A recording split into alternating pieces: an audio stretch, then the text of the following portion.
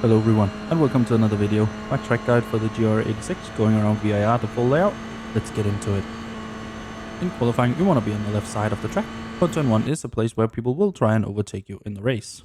I brake halfway between the 1 board and the 2 board here on the left. When I start to brake, I aim for about 90% brake pressure, and I'm easing that off all the way to the middle of the corner. In this one, I missed the curb. I usually use the lower part of the curb. Once we're at the top of the corner, we want to start to apply the throttle again.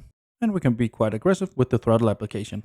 We just want to stick to the right side of the track to drive the fewest meters possible. We're gonna sacrifice turn 2, we don't want to go all the way into the white line, and we do that to get a better entry into turn 3.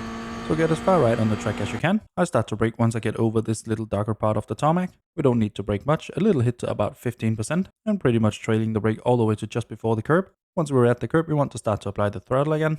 We have a lot of room on the exit we can use to carry more speed. And of course we won't get a 1x using it going all the way outside the curb.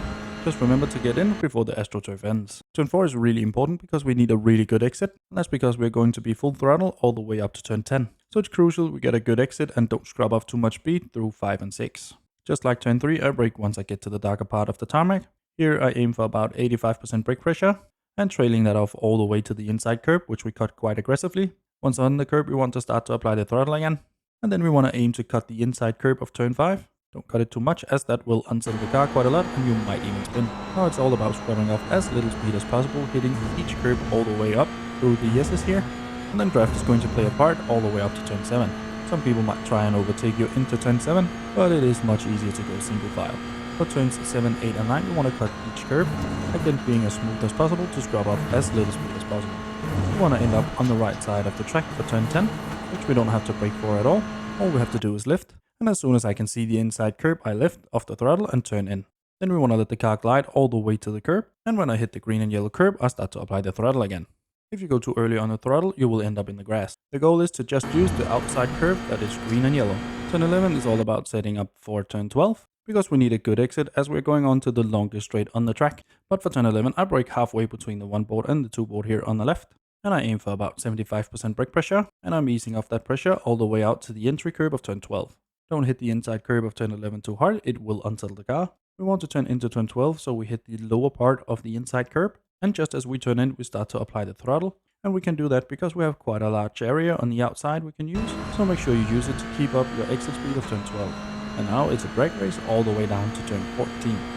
Make sure you rev up the gears so you get the maximum out of every gear. People will bump draft each other here.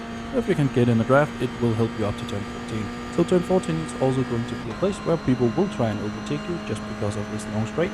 So keep that in mind for the race. But for qualifying, we want to be here on the right side of the track. And we're going to turn in before we brake. I brake once I pass the little arrow here on the right. I aim for about 75% brake pressure, easing that off all the way to the curb of turn 14. We only want to take the lower part of the curb of turn 14, because if you take any more than that, it will unsettle the car. Once at the inside curb, we want to start to apply the throttle again. I'm easing it in just a little bit to make sure we make the corner. We want to take the shortest route possible all the way down to turn 17. We're going to be up on the entry curb for turn 17. As soon as we get up on that curb, we want to go off the throttle, letting the car roll over the curb. And once we land, we want to hit the brake a little bit for about 16%, holding a few percent of pressure to make sure we get to the inside curb of turn 17. And once at that curb, we want to apply the throttle again, ending up just about mid-track, so we don't go too wide on the exit. Make sure you don't scrub off too much speed with too much steering input, so be easy with the car. Now you want to stay on the right side of the track all the way up to the start finish line, which is going to be a drag race. And that's my lap around VIR, the full layout in the Toyota GR86, for a time of 2 minutes 6.8. I have more track guides for the GR86 linked down below. Hopefully you found this one useful. If you did, leave a like down below, consider subscribing as well. And now for the uninterrupted hot laps.